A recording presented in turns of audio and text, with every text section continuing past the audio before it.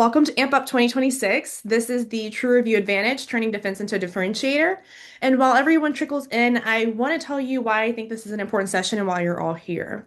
I'm Alexia Plattenberg, Senior Product Marketing Manager at GatherUp, and we've seen it all. A brand with hundreds of five-star reviews that still somehow feels a little untrustworthy, and consumers who are getting savvier and having a lot more review skepticism, and now it's at an all-time high. So, what actually moves the needle on credibility anymore? That's exactly what today's conversation is about. This session is going to dig into consumer trust crisis surrounding online reviews, what verified authenticity changes, and how True Review certification, the only program of its kind, becomes a signal that genuinely sets brands apart. And we could not have two better people leading this conversation. I am so excited and honored to introduce Chelsea Burns, the founder and CEO of The Marketing Psychologist, and a former VP of marketing with 17 years of corporate experience. With a master's in applied psychology from USC and a background that includes guest teaching at the Cialdini Institute, Chelsea's built her entire practice around one idea. Brand is a relationship. She brings behavioral science to show us why that trust works the way that it does. Chelsea, thank you so much for joining us. Thank you for having Joining me. us also is Michael Yules, CEO of GatherUp and Great Us. Michael grew up in a family of local business entrepreneurs and operators, which is why, as CEO of GatherUp, he is so passionate about its mission to elevate honest local businesses. Michael has led GatherUp through the recent merger with the Transparency Company and now leads the combined entity as it looks ahead to build the authenticity layer that's making verified reputation a competitive advantage and agentic commerce. Before GatherUp, he was an operating executive at Alpine Investors, general manager at Evertrue, and earned his MBA from Stanford. Please, everyone, welcome Chelsea and Michael Yules. Happy to be Awesome. here. Yes, I'm so excited. So let's dive in. Michael, I want to talk to you about a number that stopped me cold because I think a lot of people don't know this. Google blocked or removed 240 million policy violating reviews in 2024 alone. That was up 40% from the year before. And in 2025, review deletion reached surges of about 600% between January and July. What do you feel is actually driving that acceleration? Yeah, I think it's something that we're, noticing across the board as well. And the word that comes to mind for me is artificial intelligence. That is what I think is a large driver behind all of this. And there's two sides of it. It seems like the volume side and then also the enforcement side is driving these numbers up. And I think on the volume side, what we're seeing is a drive and a real desire by local businesses to compete in generative engine optimization, in showing up in AI overviews, and trying to figure out how they can remain competitive. And when they see competitors taking different strategies, for example, fake positive reviews, sometimes it encourages them to participate as well. And the second part, I think, is that AI enables more and more fake reviews to be written more easily. It's something that the FTC has called out. It's something that all the other regulators across the world have called out, a risk of AI created content and disinformation information. Um, and then on the enforcement side, like from my conversations, like Google and others are deploying artificial intelligence based content moderation strategies, which operate at a much larger scale than a human content moderation strategy can. And so the goal is not to necessarily beat how effective the current, human-based content moderation strategies are, but it is to meet that standard and then deploy it at a larger scale. And so that's helping them catch more and more of these reviews and dispute more and more of these reviews and remove them. So I think all in all, artificial intelligence is really driving this surge on both the volume side as well as the enforcement side. Absolutely. I think that's a great point because as businesses are wanting to show up in GEO, that volume at scale, we're finding that people are triggering these platforms to say, oh, this can't be authentic, but it actually really is really authentic reviews from customers. And so it'll be interesting to see how they start to leverage AI for enforcement that's more balanced and supports brands better. Chelsea, consumer trust in online reviews has dropped dramatically. We were looking at 79% of consumers trusting reviews as much as a personal recommendation in 2020, but now we're down to just 42% in 2025. As a marketing psychologist, what's happening in the consumer's mind when that trust erodes, and why should brands care beyond the obvious? Yeah, so I think this is really interesting because at the same time that those numbers were doing that, there was an inverted statistic that was happening, and that the number, as that trust was decreasing, the number of five-star reviews, that perfect score across the board, continued to spike almost in the exact like reverse, right? And so what we're seeing is that common sense says, oh, more five-star reviews, that should be more trustworthy. And to build on a lot of the nuance that Michael's talking about, that clearly has not been the case. The one thing I like to call out from a psychology standpoint is to clarify trust in this business sense. It's become quite a buzzword. We know that, we've got the Edelman Trust Barometer. We're looking at trust. We know that there's a lot of distrust just in general. And with AI, that is increasing. We're becoming hyper vigilant because we don't know what's real, and it's getting harder and harder to tell the difference. So when we look at the question you asked me with the word erodes, what's interesting is that scientifically, trust is more of an acute cognitive moment, right? There's all these things that build onto trust. And then there's kind of this moment of like, trust. I trust you. I trust this brand. I believe in this. What happens is when that trust breaks, there is no eroding. There's no slowly chipping away. It is broken across the board. As information, I'm going to get a little nerdy here, but as information comes into our brains, right, our limbic system, we are tagging it.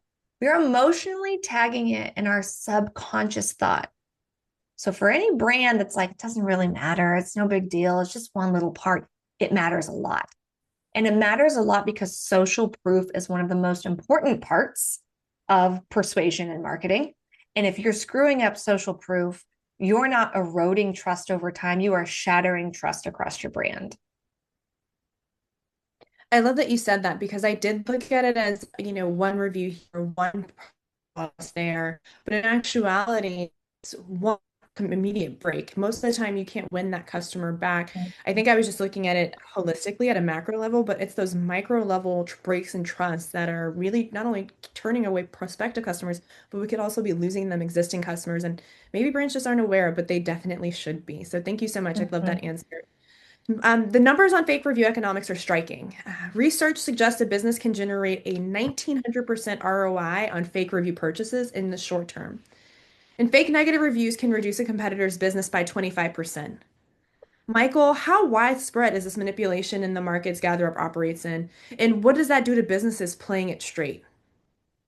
Yeah, it's obscene. Like the economics, the numbers that you just mentioned are absolutely crazy in terms of the return on investment, and that creates an incentive to cheat, assuming that enforcement is absent. And so that's why we see it be so wide-ranging and rampant. And that's why we also believe that more enforcement, more focus on this issue needs to happen. In terms of how widespread things are, I think the answer is very. The FTC ruling in 2024 stated that about 10% of businesses had some fake or manipulated reviews.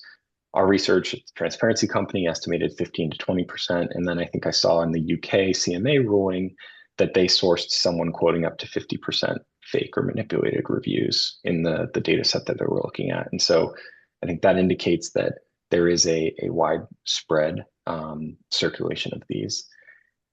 The other thing that I believe represents the fact that this is so widespread is that it's so globally recognized, not only here in the United States with the FTC or the United Kingdom with the CMA, but also in the EU, in Canada, Australia, and across the world. Regulators are really leaning into and addressing the fake review, fake testimonials issue. And so we're seeing it be widespread across the world. And then the other thing that's really interesting is it's not only just big players, it's big and small. And I think it's interesting timing because I was seeing yesterday that the Attorney General in Minnesota actually sued a small plumbing company for creating fake business listings and using fake reviews in order to attract customers and then ultimately defraud them of their hard-earned money. And so you're seeing this happen not only at the large company level, but also at the super small operator level. I think the impact is something that is really important to address, and you asked that earlier. But ultimately, like the impact on honest local businesses at the end of the day is it's harder to acquire customers. It's more costly because your competitors are outranking you artificially, and then ultimately that leads to lost revenue, and that's the impact for the businesses that are playing it straight.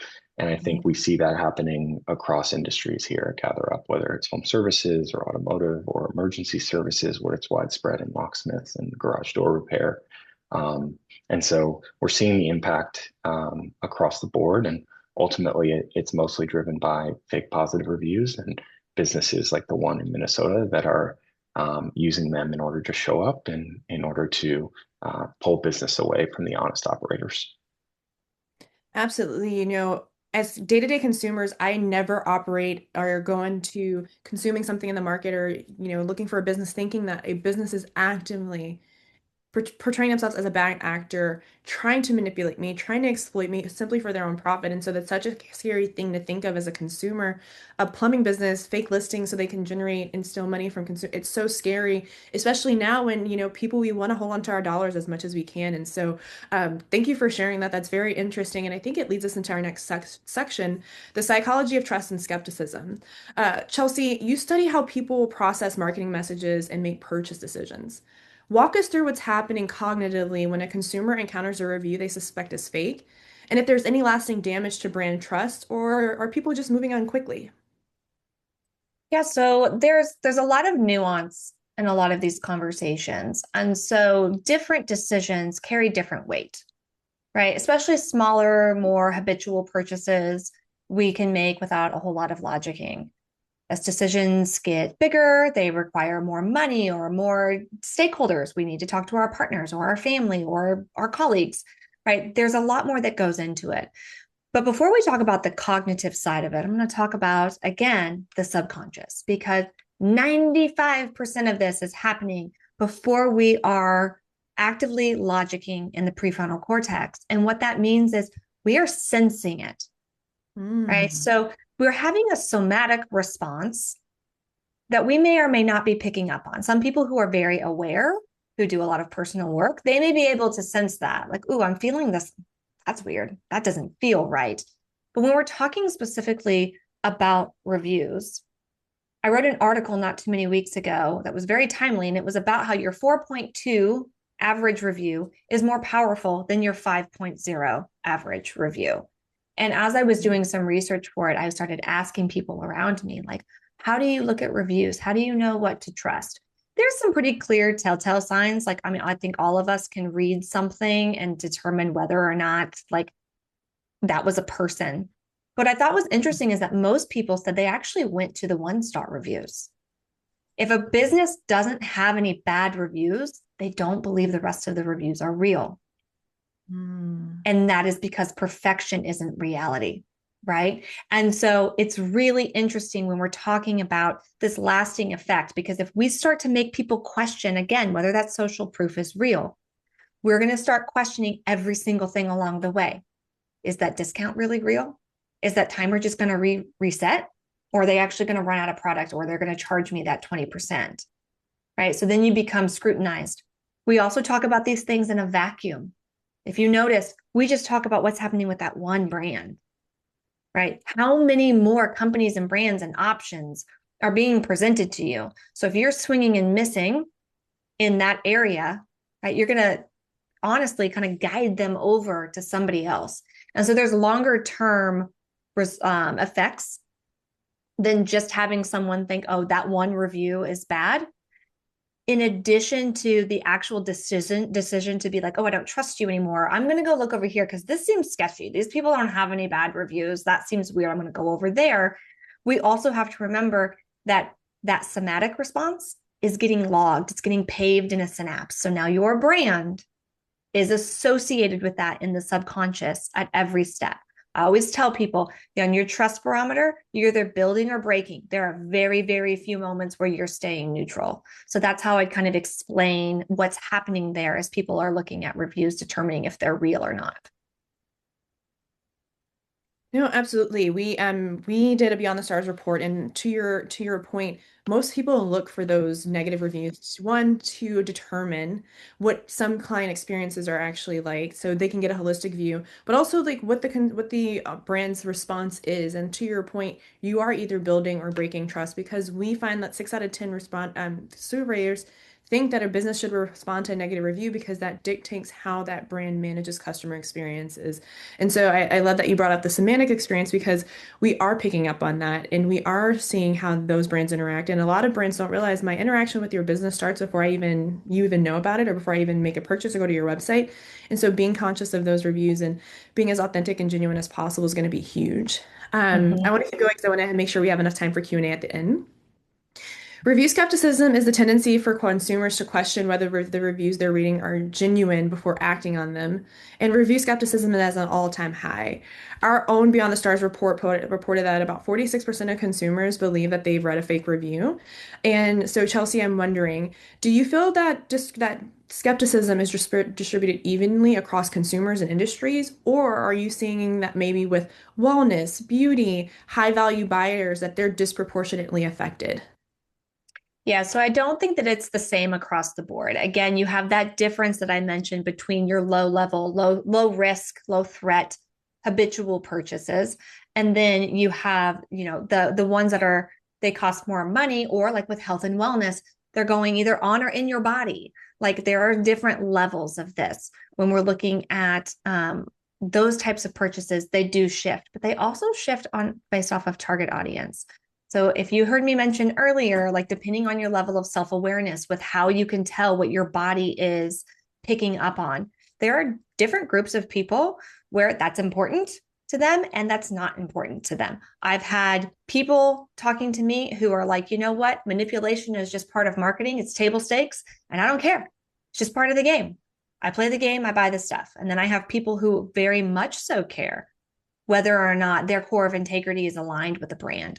So I would say there's a lot of different nuance in it. Things like health and wellness, e-commerce. We're starting to see a lot of it. We can pick up on it now. People have become a little bit more savvy, when it's like, oh, look at all these people who are buying this and leaving the review. Like, okay, probably not ticking through that quickly. The other thing is when you're looking at some of those enterprise opportunities, people are making purchasing decisions based off of their own reputation, right? There's a trust transfer that happens upon purchasing. And so it goes a whole lot deeper than just those reviews. They need to see people who are like them. It's not about the volume. They want to know if the people who are carrying the same responsibility they are getting those results. And a lot of times that's going to lead to, again, going through them in more detail. So I think that you have the difference between just looking at the volume and the overarching average of what the review is and taking it at surface level versus those much more prefrontal cortex, logic-y decisions where people are literally going through. So it's important to understand who is your audience, what do they care about and what do they not, and how are they going to be using the reviews to make a decision? How does it become part of the brand relationship with you to understand what level of importance that is for them? Absolutely. And I love that we're talking about brand accountability here because that leads me into my next question for Michael. The FTC's consumer review rule went into effect in October of 2024. By December 2025, the FTC had already issued several warning letters to around 10 companies, and now violations carry civil penalties of up to 53,000 plus dollars. Michael, what does the regulatory shift mean for brands that have been quietly tolerating the gray area review in practice? Yeah. Ultimately, I think it signals like the grace period is over here. Just because you're a small business doesn't mean that you're safe, operating in the gray area. In 2025, the FTC sent warning letters to 10 companies in the United States.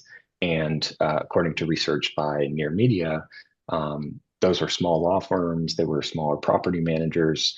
And then, as I mentioned earlier, yesterday, Minnesota is suing a plumbing company that's not a national brand. It's a local business. And so, whether you're big or small, you are subject to these rules and need to behave in accordance with them. I think for gray area tolerant brands, like we talked about the ROI on this strategy being really high. I think like that cost benefit math is shifting. And the cost is the probability that you get caught times the amount of the fine. And then you add that reputational damage that Chelsea was talking about that is, oftentimes irreparable. And the benefit is really the value of the potential increase in leads, minus the cost that you're investing to get those leads. And I think ultimately that probability is increasing. We see how big the fines are, and then that reputational damage is really the beta, which is like really, really high in today's world. And so I think the one thing that we've all got to do is look ourselves in the mirror and make sure that we're not participating in this ecosystem, because the incentives are changing, and ultimately the risk reward is changing.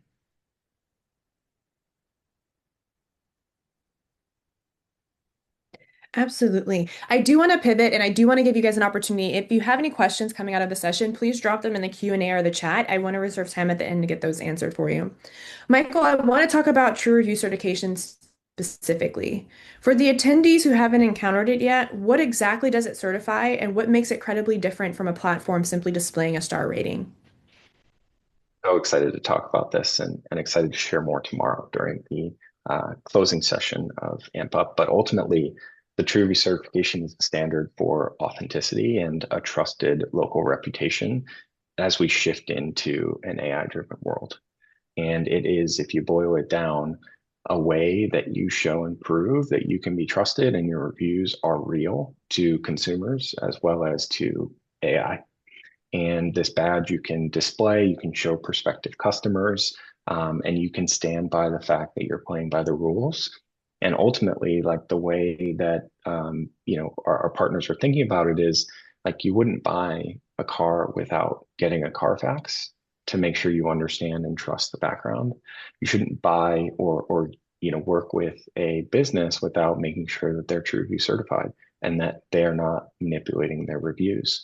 So some ways that people are using this, for example, is if you're making a proposal, say that you are, a home services business, as part of your proposal, you can include the TrueReview certification letter, and you can say, hey, we stand by our reputation. We're excited for you to see how we operate with other customers. And you should make sure to check everyone else's reviews and make sure that they're real.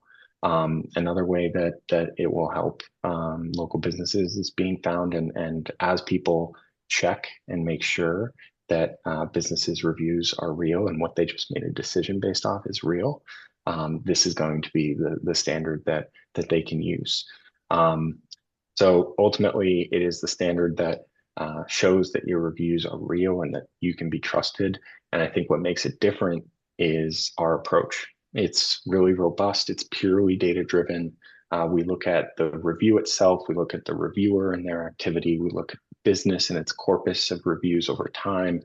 We consolidate all of those things. We have multiple proprietary machine learning and AI-driven models to assess the data at scale. We also use binary and statistical methods.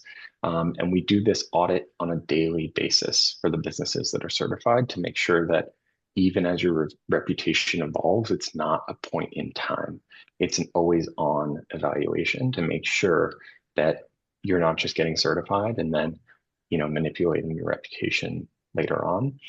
And it's also built around the FTC's rule and the FTC's law. So certified businesses are aligning themselves, and you can trust that they're aligned with the regulatory standard. And ultimately, this is an independent third-party certification. It's not a platform or yourself trying to certify this. It's something that consumers can trust. So really excited to share more tomorrow and to give that sneak peek. Perfect. I know we have a few minutes left, so I want one more quick answer from you, and then I want to close out Chelsea with what we know as the AI platform. We have brands who may say, Michael, I don't need true review certification because my reviews ratings are very strong. What is your Mhm. response? Yeah. I think ultimately, like your reviews and your rating is what you've earned, and the certification is what proves that you've earned it. Strong ratings are what you need, and ultimately why you need it, especially if you're an amazing business with 4.9 stars or even 5.0 stars. If people aren't going to trust that, then you have this certification that says that these reviews have been assessed, these reviews have been proven without a shadow of a doubt that they are real and from real consumers, and that can build the trust and help you ultimately win.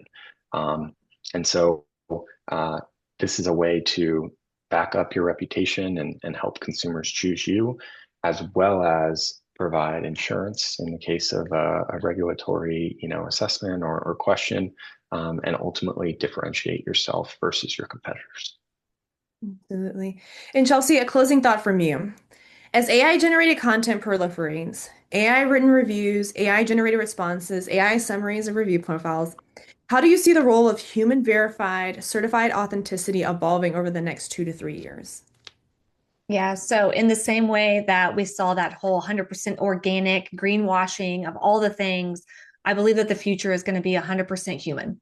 You're going to be looking for ways to verify that something is 100% human. And what I love about what Michael is talking about, especially for businesses that already have the social proof, one of the core pillars of ethical branding that I talk about is reciprocity. Reciprocity is a mutual exchange of value on both sides. By certifying your reviews, you're elevating your social proof, but you're also offering your consumers a service that eliminates a lot of that cognitive overload. It allows them to be able to more easily understand that these reviews have been through a process and that they have a space where they can trust it and not have to continue to go back out. So I think that the future will be finding more ways to prove and validate that you're human and that it's real. And that's something that's going to set people apart. Absolutely. I love that. Thank you so much, Michael and Chelsea. I think this was not only just eye-opening and informative, but it gave a lot of validation of what businesses may be feeling but aren't able to put a name to it or a problem to it. And so I do want to open it up for Q&A. We have about 3 or 4 minutes left, and so we have a question from Shaw. Shaw says, "Do we need to be concerned about A, further enabling bad actors to manipulate trust signals by sneakily shifting response signals rather than just saying negative things?" I can read that Yeah, back. That was a lot. yeah, yeah, please do, and then I'm happy to jump in. Yeah, do brands need to be concerned about further enabling bad actors to manipulate trust signals by sneakily shifting response signals, or should we be more worried about negative reviews or Yeah. negative things? Well, both are impactful. And ultimately, what we see is that it's a lot easier to buy fake positive reviews. You can go online and you can search buy Google reviews or, buy Yelp reviews or whatever it is. And it's a pretty, available process. And so, in order to help yourself kind of show up higher and build trust, a lot of people think about how do I improve the number of reviews? How do I improve the rating? And so that's what we see most of the time. On the negative side, there are risks to that, and we see cases of sometimes extortion. The New York Times has done a number of articles on this, and ultimately, from our perspective, we want to help with both of those things and identify these reviews as fake, whether they're positive or negative. But I think from a business's perspective and with regards to AI, the bigger threat and sort of issue that we're going to face is probably on the positive review side going forward. Perfect. Thank you so much. And a closing question for you, Chelsea. From a psychologist's perspective, what are the primary emotional and behavioral pushes and pulls that motivate a customer to leave a review? More importantly, how can businesses intentionally create customer experiences and engagement strategies that naturally encourage those same motivations to translate into higher levels of both first and third party engagement? Yeah. So That the was a big first part of question. that, it was a big question, but the first part of it, we're emotional beings. So if we feel really high, we take action. If we feel really low, we take action. So typically you're going to get really good reviews when someone is thrilled with something, and you're going to get really bad reviews when someone is not. So how do you, like the second part of that, I think is the perfect segue into it. Like, how do we get consistent reviews, even if they're the middle of the road? The number one thing that they teach you when you're in consumer psychology is consumers are lazy. The human brain is an overly complex thing that wants simplicity. Do not assume that your customers understand the power of a review. Do not assume that they know how to go do it for you. Create very clear paths and just ask them. Whether that's a QR code or following up with an email, make it very clear and tell them how much it matters to you. And even if they aren't going to give you a 5-star review, there's a lot to be said for responding back to a review that's under 5 stars, asking questions, and making changes. Consumer insights from review is a whole nother topic. So that would be my advice from a psychologist perspective. I love it. Thank you so much, Chelsea and Michael, again. This was such an engaging conversation. A lot of information to be learned. Even myself, Chelsea, your background and understanding this consumer psychology is a huge factor. So thank you for your time today. Thank you for those who attended. If you have any questions, feel free to drop them in the chat or send them over to marketing at GatherUp. We'd be happy to follow up. The next session is going to be with Brad Weatherall. He will be going over the ROI of reputation, being able to connect your reviews to revenue, rankings, and retention. Thank you again, Michael and Chelsea. This was such a great session. Thank you to everybody who attended, and we will see you in the next session. Thank you. Thanks, everybody. See you tomorrow.